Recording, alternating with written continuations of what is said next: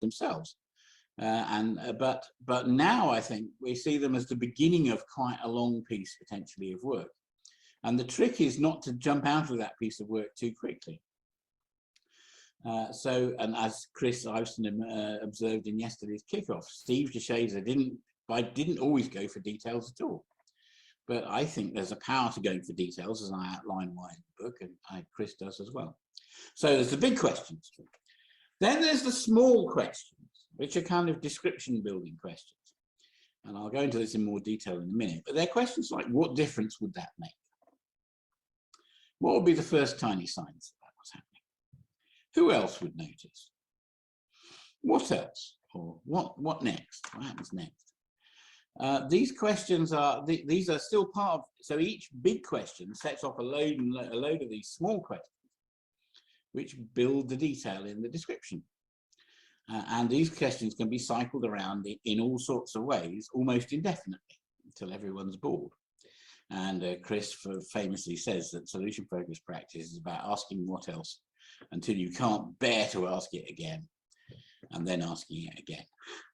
So we have these description-building small questions. And then finally, the third level, the underrated and under-noticed level, in my view, the tiny joint engagement and participation of both parties.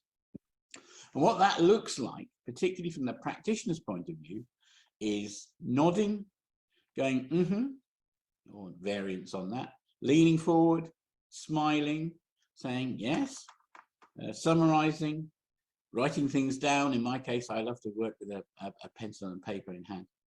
But this tiny,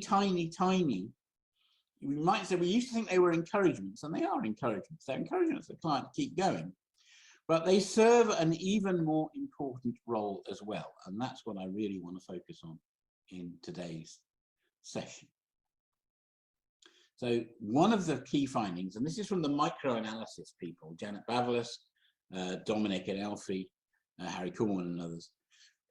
They used to view solution-focused practice, or any conversation practice, as a game of turn-taking or turn-making. My go, your go, my go, your go. But they've realized in the last decade that actually that's a simplification. Both people are participating all the time. But the participation may look like listening to a question, but it will look like listening to a question perhaps while nodding or leaning forward or doing something else. So it's not my go, your go, it's we're both at this all the time. And that's a really important shift to get our heads around. And these three levels of description building offer us a clear description of what we are doing and why.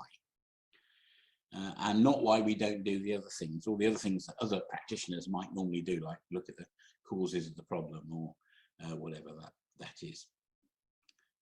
Okay, so let me just talk about these small description building questions. And anyone who's watched solution-focused work in the last few years will have seen some of these, I'm sure.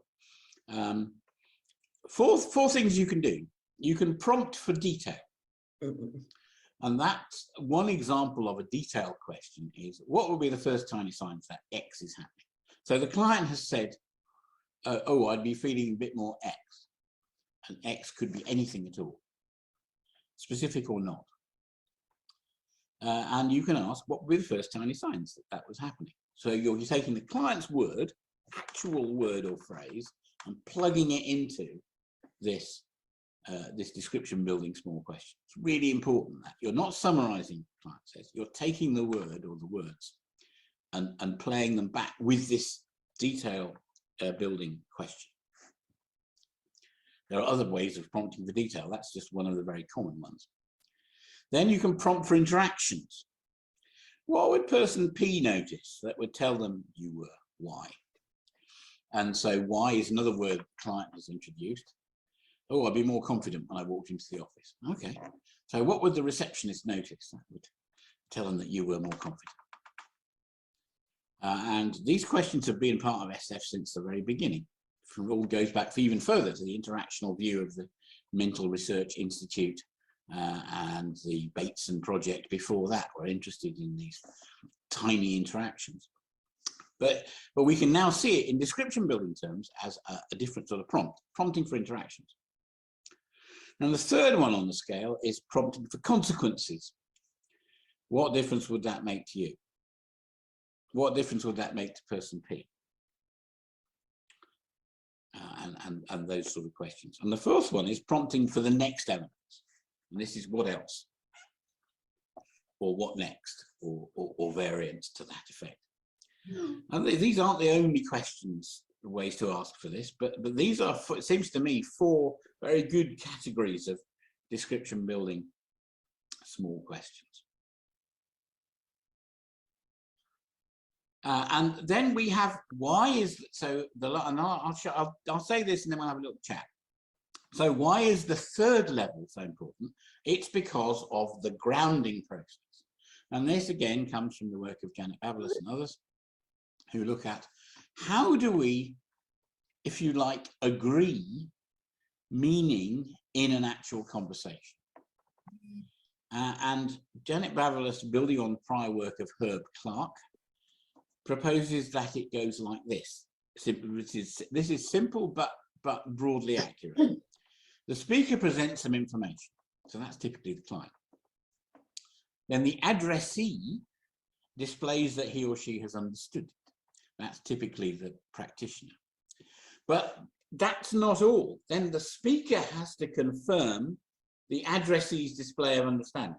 So it's a 3-part process. Client says something, practitioner says something, client acknowledges and accepts that, yes, we're talking about the same thing. And this happens in all sorts of complex ways, but let's look at a very simple example to start with.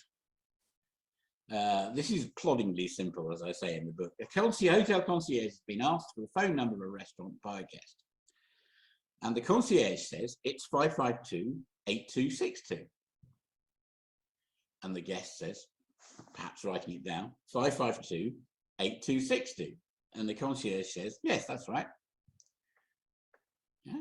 The 3 parts in action: presenting new information, accepting the information, and then confirmation of the acceptance. Now, that's ploddingly simple. And it actually happens in real life in much more subtle ways than that. And what I want to do is present you this transcript that's in the book. This is a transcript of Steve DeShazer working with a client, where they are grounding information in a very solution-focused way. And we can see how more like it happens in real life. Now, there's 3 slides of this, and the actual dialogue takes 17 seconds. And I really wish I had a copy of the actual dialogue to play you the tape. I've seen the tape, but I don't have a copy of it. So apologies for that. But so you'll see that we go through the transcript, and then you see the grounding sequence presented in the middle column. And in real life, grounding sequences can overlap. So the client says, Steve has asked something about what's the issue or something. And the client says, well, right now I'm dealing with a drinking problem.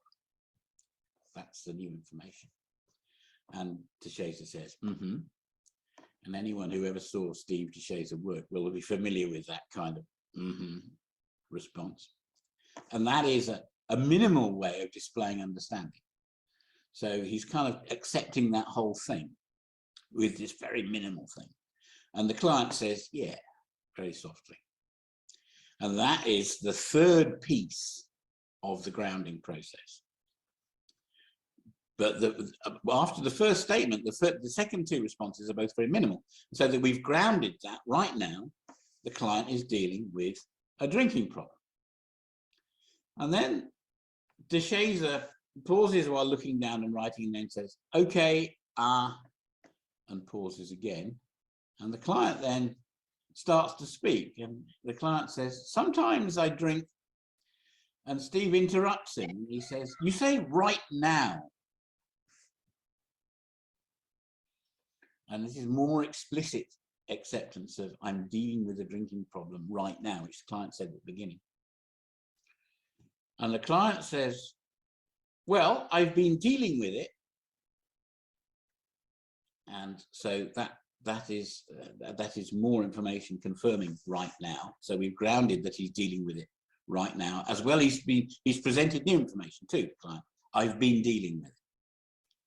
And then the last slide, and Steve DeShazer then said, and then that displays understanding, and the client continues, but right now I'm just feeling that it's the time in my life to really get into it, to do something about it. And that's another piece of new information. But it also accepts Steve DeShazer's kind of second point about right now.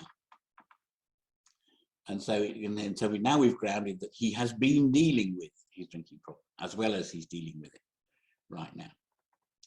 Now, you can't possibly do the work and try and think about all of that stuff at once, I think. But it's interesting to step back for a moment and see what are the roles of these and also the way that the practitioner, Steve DeShazer here, is choosing which words to come back with. So the client starts off, right now I'm dealing with a drinking problem. And then the first meaningful response, Steve says, you say right now. And of course, he's not picking up on drinking problem, which would be the problem-focused invitation. He's picking up on right now. And the way that these little ahas, noddings, writings, grunts, these serve a purpose of grounding. So they're part of this way in which we establish some meaning shared between us in the conversation. And I think they're really important, but they don't get into the books very often, this sort of stuff. So all three levels are important, in my view. And these are the points that are emerging. And these points have probably always been with us. I can make no claim that these are new, but I want to lay them out as clearly as I can for you today. So first of all, there's more to the exchanges than simple exchange of questions and answers. It's not question, answer, next question, because the next question usually contains some element of the previous answer which grounds it. Then secondly, that the grounding of information is a joint activity between the client and the practitioner, that the practitioner is paying very close attention to the actual words used by the client, and that a lot of this grounding happens in minimal responses like as well as repeating and reusing words. And finally, that the process of constructing meaning is a continuous one involving all concerned in the conversation. So we've got the three levels. We've got the big questions, we've got the little detailed questions, and we've got the continuous process of ing, responding, nodding, etc., which plays an important part in the grounding of the meaning in the conversation.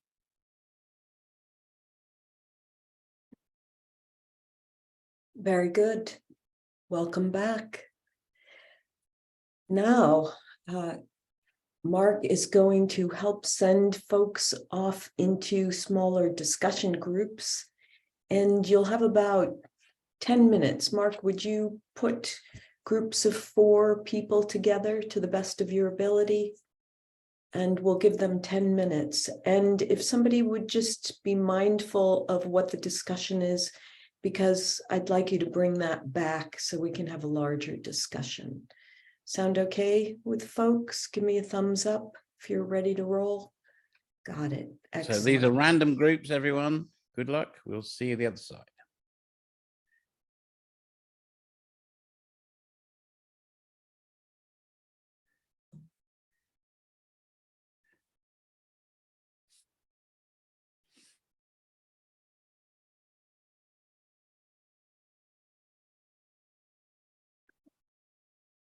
Beautiful. There we go. That's it. We've got 20 people, so there's just 5 groups of 4. That's very neat. Perfect. That worked out famously.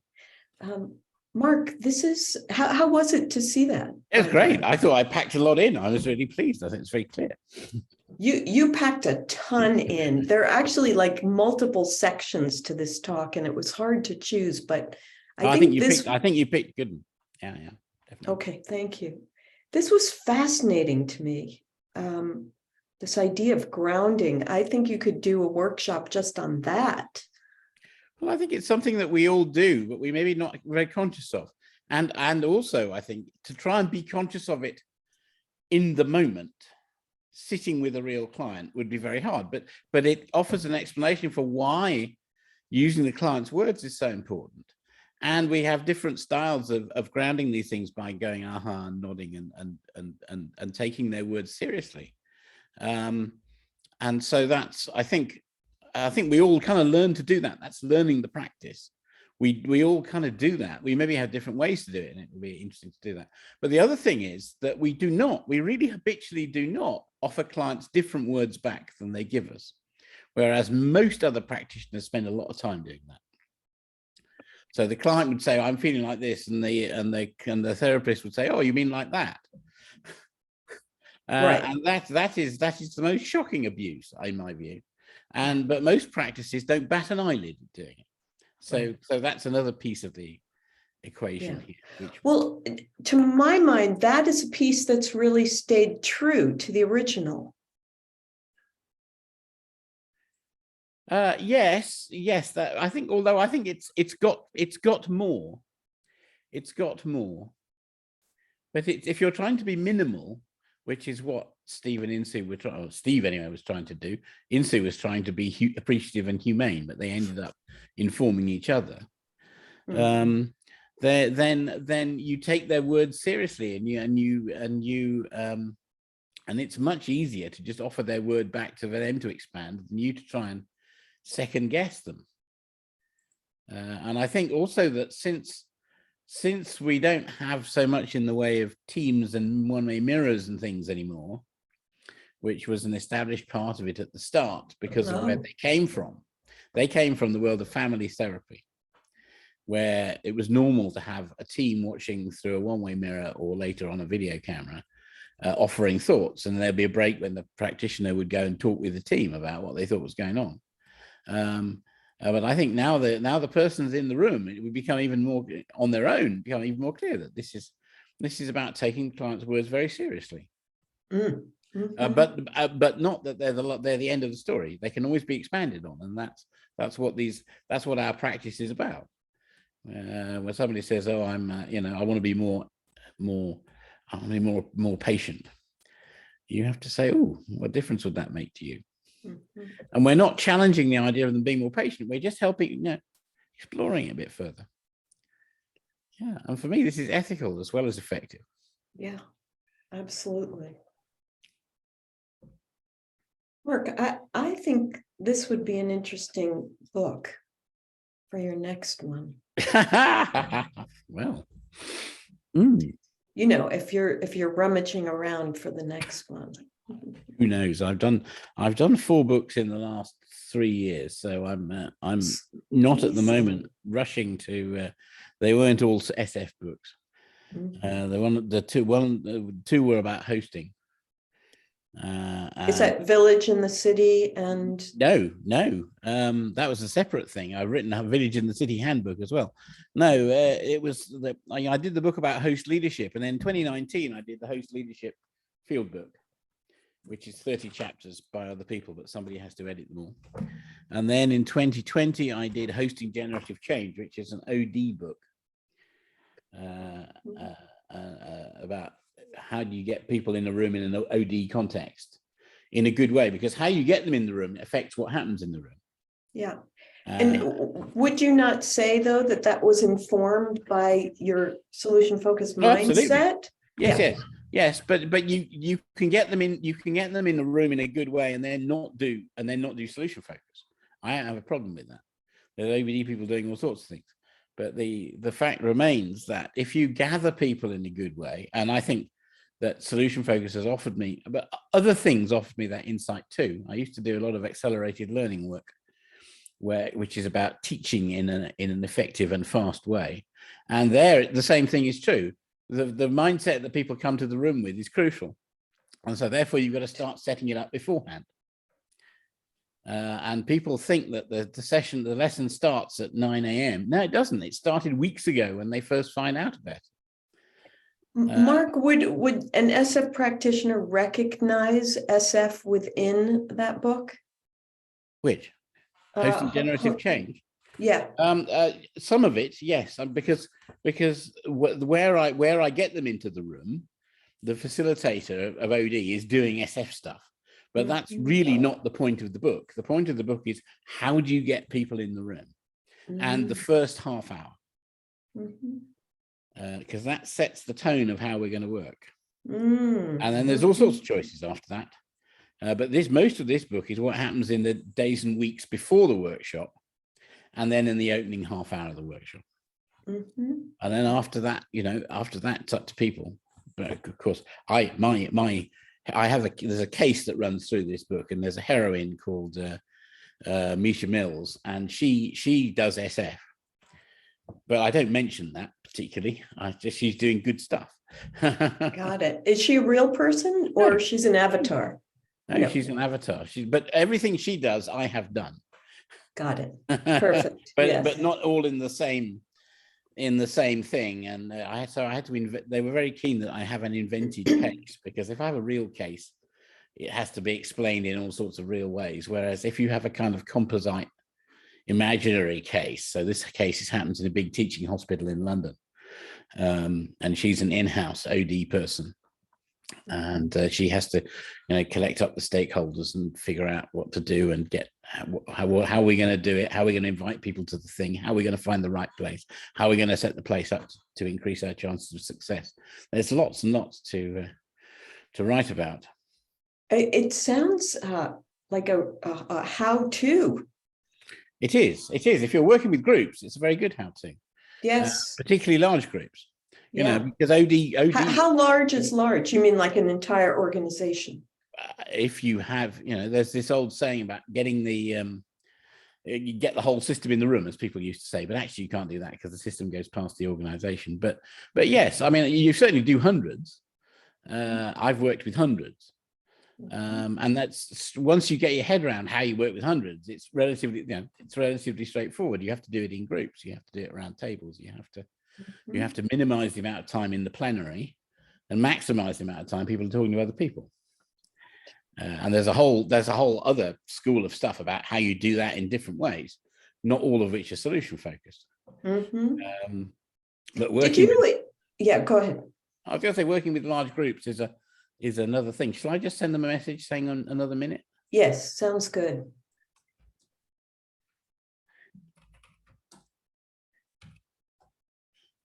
Sorry, you were going to say? Yeah, what was I going to say? Oh, yeah. So you're a physicist by training, correct? A long time ago. Yes, correct. A long time ago. Separate lifetime ago. My husband's an astrophysicist. Oh, right. Okay. I was a nuclear physicist in a nuclear power plant to start with. Oh. I did a PhD as well. But then I did physics for about 3 years, and then the power plant closed, and they were trying to privatize my industry. So I got a job in business planning. Wow. And did an MBA degree in the evenings, and got into organizations and discovered that organizations are much more interesting than physics and much better paid. That's hysterical. That's a riot. Wow. Okay. So that's how that shift happened for you. I didn't know. I was very lucky. There's another world where the power station hadn't closed and I'd be still there. I'd probably have been the manager years ago, whoever, but who knows? But I was very fortunate. These two things coincided to kind of boot me into another career, which has been a very much more fulfilling one. Yeah. And you're so well suited to it. And you're such a natural instructor, teacher. I think people learn a lot. Thank you. Well, I was teaching instructors. It was the first part of my management consultant role was teaching people, management development people, to teach better, because it turned out I was good at it. And so shall I close the rooms, which gives them a minute? Yep, absolutely. So they've got 60 seconds. All right. And then the rooms will close automatically. Do you know most of the people here today? Fair few. Mm-hmm. Not all, but a fair few. Mm-hmm. I mean, obviously, Jenny is my wife. You know that. Yes. And some of them I know. Sonali, I think I know. Obviously, Paul. Susanna Burkstaller is a very close colleague. Yes. Brian Jennings, I've come across, on many calls like this. Mhm. But some of the names aren't familiar at all, which is great. Yes, fabulous. Is 20 a good number for these sessions? It's a yes, that's a very good number. Is it a very good? Yeah, it's an average number. Yes. Okay. Right. Yeah. Right. 6 seconds, 5 seconds. People coming back. Beautiful. Hello. Welcome back. Welcome.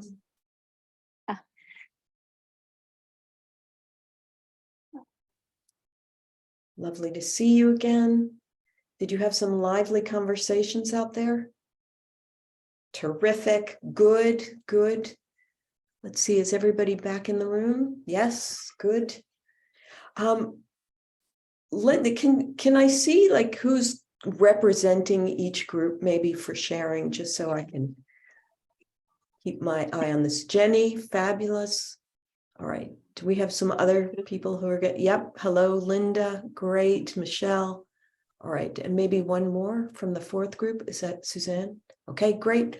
All right. Yeah. Oh, you just got volunteered. Jenny, you had your hand up first. I wonder if you would like to jump in, or would you mind jumping in? I wouldn't mind. I wouldn't mind jumping in, and I'd better do a full disclosure to everybody who I don't know that I'm Mark's wife.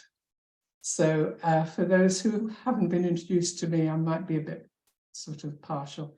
But I couldn't believe that we had 10 minutes. Did we really have 10 minutes there? We talked about grounding. Almost entirely we talked about grounding.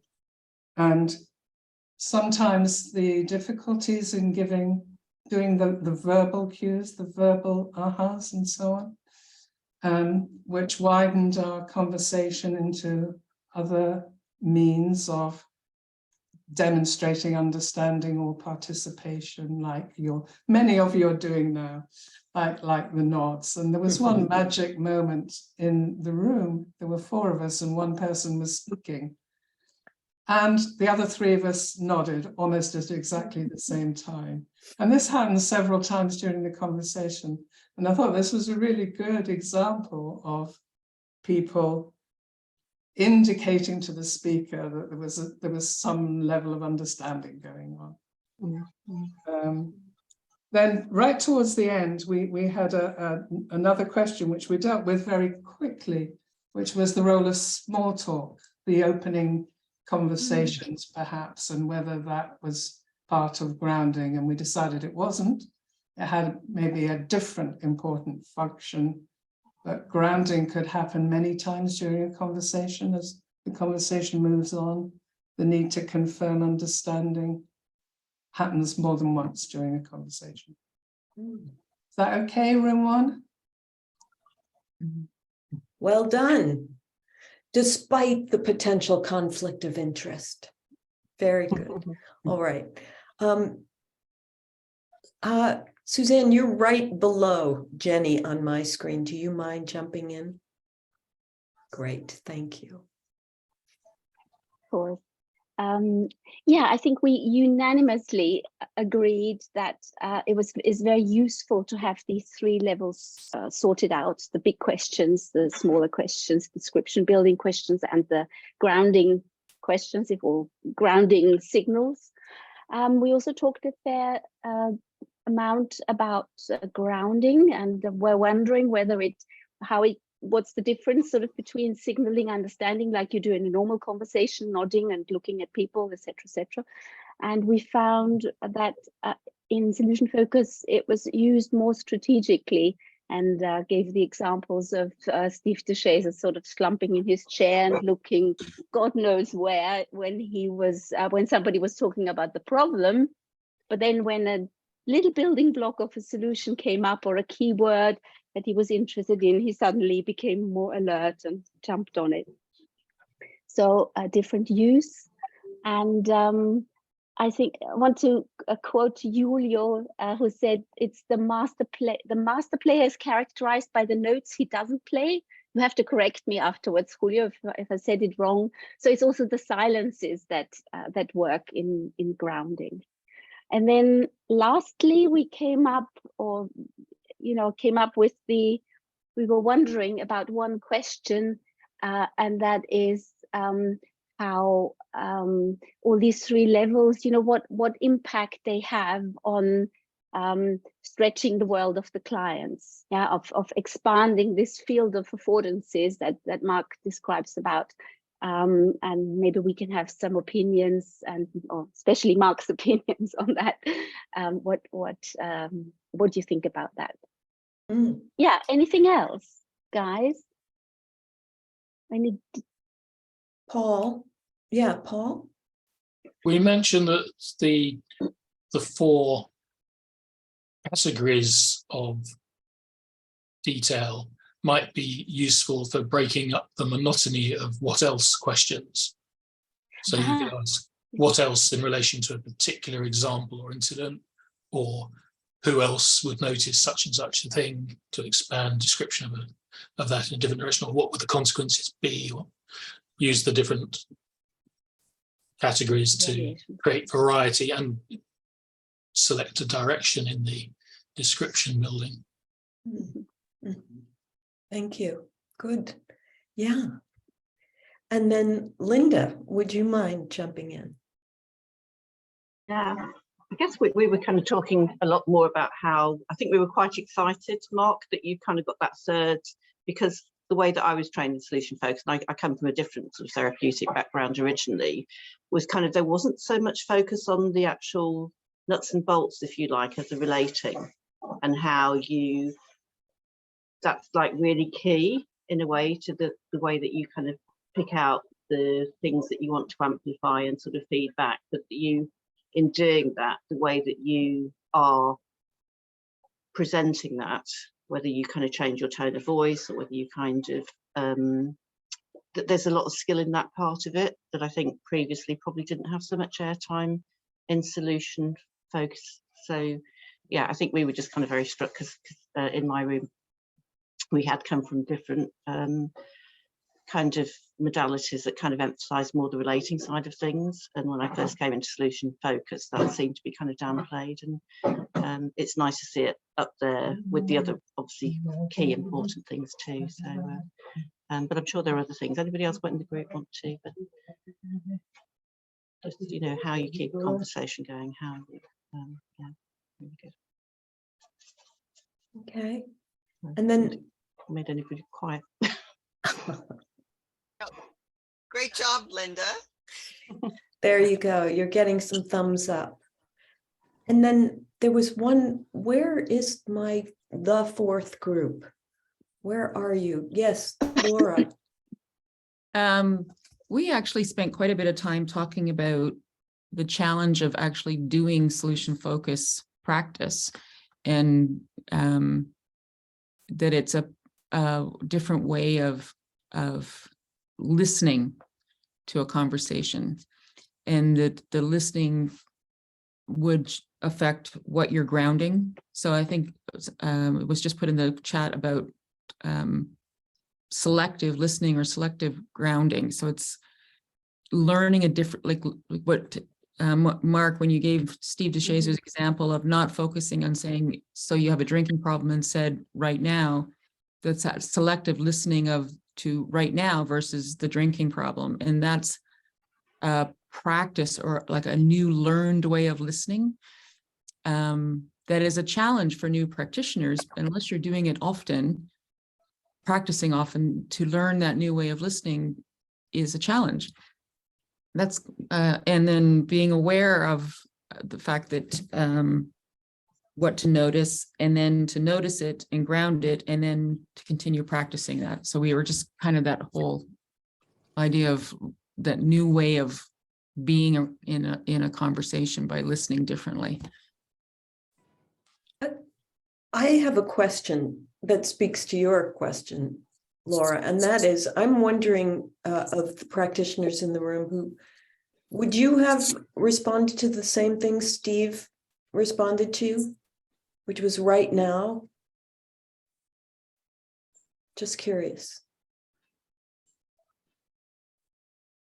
Well, I had understood Steve's right now in the relationship to the client almost taking back his first sentence by adding sometimes. And I had understood it in the way that he sort of checked, because you said at the beginning right now you said sometimes right now. Do you understand what I mean? Because there was a right now I have a drinking problem, and then the client somehow and he continued sometimes. And I thought that Steve was checking, well, is it sometimes or right now? That seemed like a very strategic question, I thought, on Steve's part. How did others interpret that? And Mark, feel free to jump in as well at this point. And anyone else who wants to jump in too, please. Well, the way I see it, if you're interested, is that when your client says, right now I'm dealing with a drinking problem, you have basically two ways to go. You can talk, well, maybe three. You could talk about the drinking problem, you could talk about dealing with, or you can talk about right now. And right now is interesting in a solution-focused way, because we're always interested in what's happening here and now. We're always interested in the person in front of us and how they are displaying any trace of sanity, functioning, or whatever else. And so right now is always interesting. What's happening right now is, in a way, always interesting, particularly if the person is not sat in front of you pulling on a liter bottle of Smirnoff. Right now is going to be interesting because they're not actually drinking right now. So, but what's happening right now, we don't know. But that's one way you might weigh it up. When, I don't know if Paul, you were there when this, I think you were there when this session was played. We used to use this example quite a lot back in the day. There's a bit late, and a couple of moments after this, there's another exchange where the client, where Steve says, how do you spend your days, which is what he used to often do. And the client says, well, I drink and I listen to music. And Steve says, of course, what kind of music? Yes. Which is, again, it's not about the drinking. We're not, No. you know, we're trying to talk about not drinking or something else, because there will be something interesting. So yeah, absolutely, a great story. Thanks, Mark. And to generalize it, as solution-focused practitioners, we're listening for elements of solution building, what people want, what their resources are, what they might be doing by way of making progress. So it is a skill to practice, but it's not conceptually that difficult a skill. And Steve demonstrates it very elegantly in these examples. But we're hearing things all the time where we can make a choice about the problematic part of what people say or the solution part of what people say. And I think that is what we're being paid for, maybe amongst other things. Yeah, thank you. I wonder, Mark, if you want to... Is there another group? There were 5 groups, weren't there? Oh, there were 5 groups? I thought there were 4 groups. Is there a group that feels not represented? Okay, we're gonna plunge ahead then. Suzanne had asked the question, what impact this has on stretching the world of the client? This meaning grounding. What impact does grounding have on stretching the world of the client? Is that for me? Well, I think it's crucial because in a way things aren't real in the conversation unless they're grounded. It's rather strange if you try and have a conversation without grounding, you end up in a sort of hazy mush. So if you you may or may not try doing this for fun, not for real, but if you just ask a question, get the answer, and then ask a completely different question without responding at all to the answer, after 3 or 4 goes of that, but your client is completely confused. They have no idea what you want, what you're interested in, what you're on after. So I think these are how things become real, when we both accept them. And in a way, Janet Bavalis has done us a big favor by spending a lot of years figuring this out. Because when we're talking about when you ask people the tiny signs, the tiny differences, then and that's grounded, then it becomes real. And the same is true, by the way, I think, the other way around, when if you're doing compliments. In the classic old way of, well, I'm very impressed with your, very impressed with your patience in this situation. You might say, and you want your client to go to sort of accept it in some way, and then you can ground it. If a client doesn't accept it at all, it's very hard to ground it. Mark, can I interrupt here for a second? I almost feel like I have to back you up just to define what you mean grounding. Well, it's in the talk, isn't it? So Well, grounding. would you mind repeating it again? Okay, so it's the way that both parties in the conversation establish something between them, and it's a three-part process in Janet Babelis and Co.'s model. So person one, usually the client, reveals some information or says something that we haven't heard before. The other party has to accept it, and the third party, I realize I'm doing my talk again. Yes. The first party then has to accept the acceptance of the second party. Right. No, I understand. You need us to ground it if you're going to say it 3 times. Shit. I think what I'm really asking about is establishing this thing between the two parties. How it's done is easy to understand, but it's this establishing between them.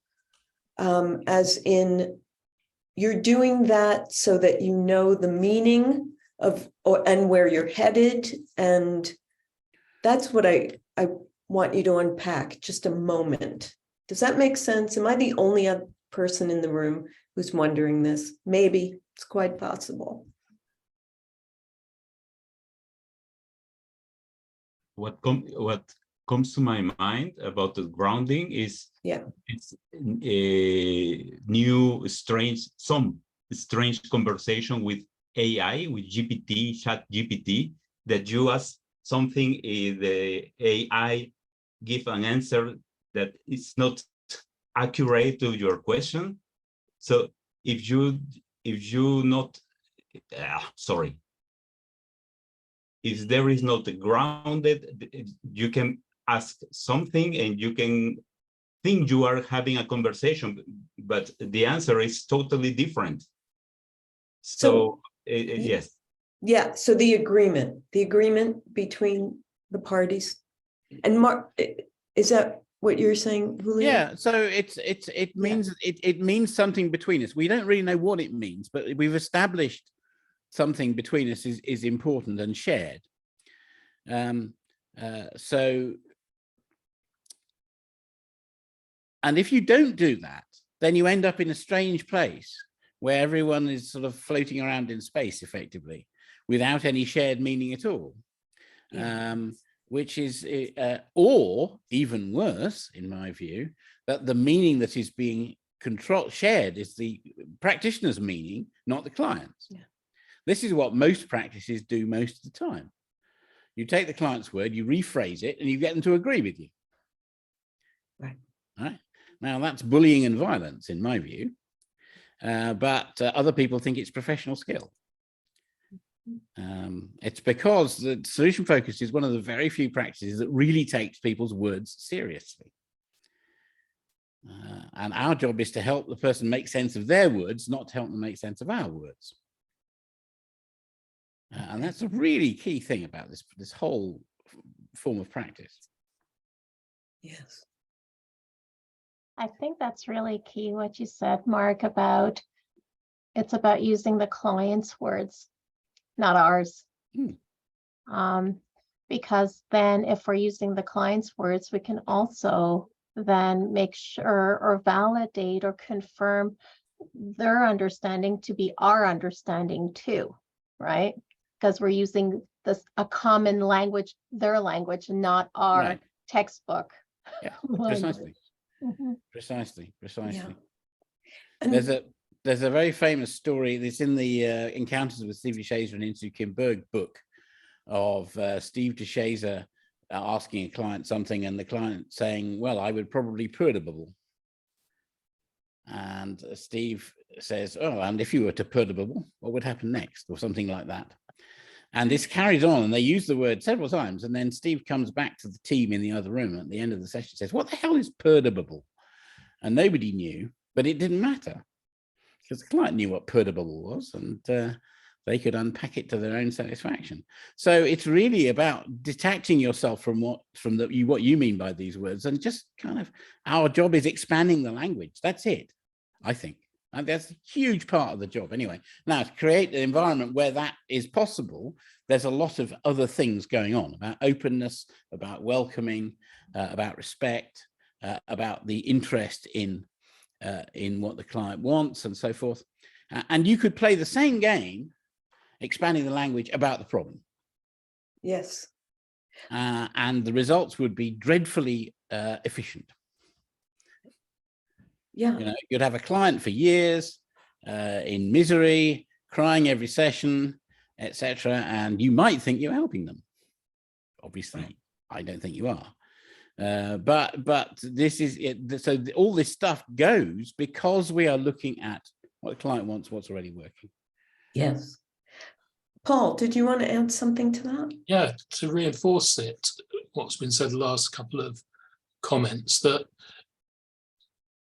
not only are we not imposing our meaning and our vocabulary, but through this kind of conversation, we don't even have to understand what the client's saying or doing.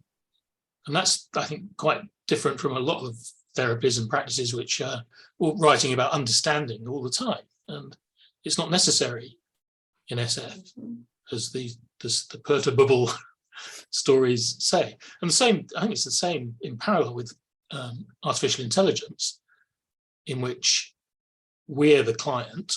So we ask the artificial intelligence to write us something, it writes something. And we know that artificial intelligence doesn't understand anything, doesn't have consciousness, not yet, and maybe never. And then we need to work with it again to get the right meaning for ourselves from it. And we can do that without requiring any understanding on the part of the other party, the artificial intelligence. So it seems to be quite a general account of communications, potentially. And it would still be a minority pursuit, I think, in the caring professions.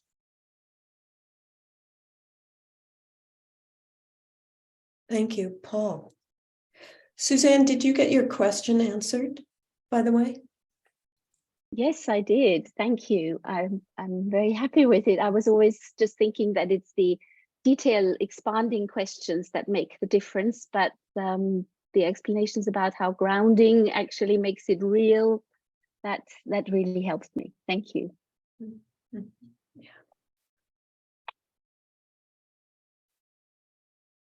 What other thoughts are kicking around in your heads?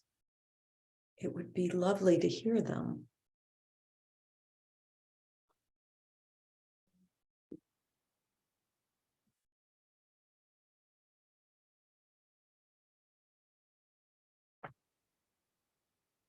Suzanne, yeah.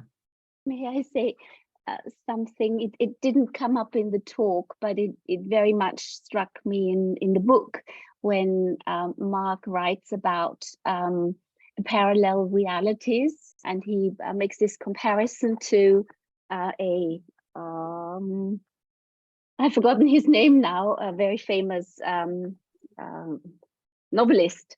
And I just really love this idea, and I think it also makes it easy to explain to people or to imagine it, what we're doing when we're having solution-focused conversations. It's sort of like slicing one world, you know, lots of different levels of reality above each other or next to each other, and we're slicing it and getting into going through a narrow path into another world. And that's sort of the skill and the art of solution. And I love that image. You know, for me, you know, reading about that image has really, oh yeah, actually, it's like going into another world that is based on our reality, but it's different in many ways and creates new opportunities in the life of the client. So thank you, Mark, for that image. So it's Philip Pullman in his Dark Oh, Material, Pullman. Yeah. Thank which you. has just been on BBC television for the last series, by the way, if anyone's watching Mhm. that. And yes, the idea of the subtle knife that can cut between worlds, the worlds are overlaid, and he has several Oxfords, for example, sitting one on top of the other, but you can only be in one at a time, but you can move from one to the other using this subtle knife. And I think particularly when we ask miracle questions, future perfect questions, we are effectively moving into an alternative world, which is very much the same as the client's existing world, but there's been a miracle. And that brings all sorts of possibly unexpected differences that we can go and explore. And so it's about cutting through to this new world with a miracle question and then exploring it for a while and then coming back. And if you try and combine the exploring of the miracle world with the current world, you get very confused. You know, if you dive in and out of it, it's really hard, which is why setting up the miracle question is well advised to take some time, because once you've done it, you want to be the other side of it, not having your client going, well, I'm not sure what's going on here, which is one good way of sort of not being all that effective, I think. But if you haven't read his Dark Materials, I'd highly recommend it. All sorts of interesting aspects apart from this one. We have just a few minutes left, and I have a question, but I want to see if anyone else in the room has a question before we go. Clarity about which world, Paul says in the chat, except the whole chat isn't showing up in my box. Mark, are you formally asking the miracle question? Sometimes. Yeah, sometimes. Absolutely. Yeah. But there are other ways to achieve that end. Yes. You don't. I think that if you look at how the question works, you can find other ways to do it, and fitting the context, particularly if you're working in organizational settings, fitting the context. But we need it. We need an inexplicable change to be happening while people are not aware. That's why it's a miracle, because it can't be explained. So there's no sense in trying to explain it.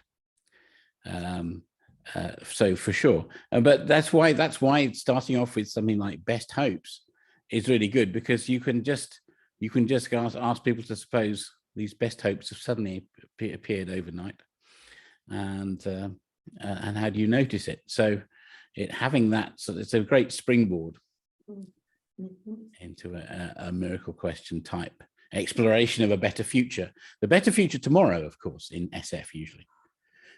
Which is another interesting aspect of our practice. Lots of people do better futures in 6 months, but hardly anyone does better future tomorrow. Never mind really radically better future tomorrow. It's a very odd conversation and very interesting.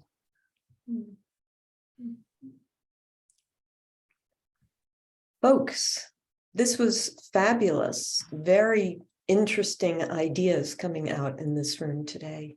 Mark, thank you for being here to chat with us, and thank you all for chatting with each other and with me.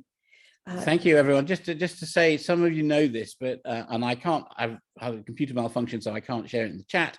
But I've started a new Substack publication. I'm doing new writing on solution focus and other things about organizing humanely and effectively every Wednesday. markmckergow.substack.com. Free to sign up. You can unsubscribe at any time. Get each Wednesday's column right to your inbox. It's fantastic, and I'm really enjoying writing it. So markmckergow.substack.com. Sign up for it. Great. Nearly 200 people already have, which is very encouraging. So thank you to those who have. You can even put it in the chat if you want, Mark. I can't, because my computer has Okay. malfunctioned. Oh dear. All right. Maybe Jenny, can you? Also, are there other announcements? Paul, conference in the UK? Is that anything you want to talk about? Yes, the UK SFP conference is beginning to assemble an excellent program.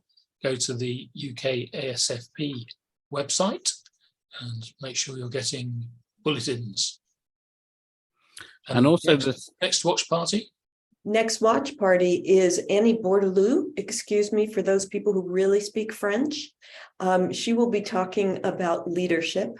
And it was a lovely talk to be part of in real time. And I think we're going to have a good conversation again next time, same same place, and hope to see you there. Until then. Mark, can you say it again, please? Mark. markmckergow.substack.com. Thank you. Brian, nice to see you. And just while we're finishing up, there's also, of course, the Soul World Conference, which is the first face-to-face one since 2019 in Vienna, 8th to the 10th of June. Open for workshop proposals for anyone doing SF work with organizations. And that you can find that again. I can't share that, but you'll find it. Google it, Vienna Soul World 2023, and Susanna will be there, of course, along with lots of other, and I will be, and I hope lots of organizational people will be taking the chance to get together for the first time face to face in 4 years. Thank you. Thank you. Bye-bye. Be well. Thanks, be everyone. healthy. Thank Thank you. you. Thank you, Folks. Julia. Thank you, everyone. Thank From, you.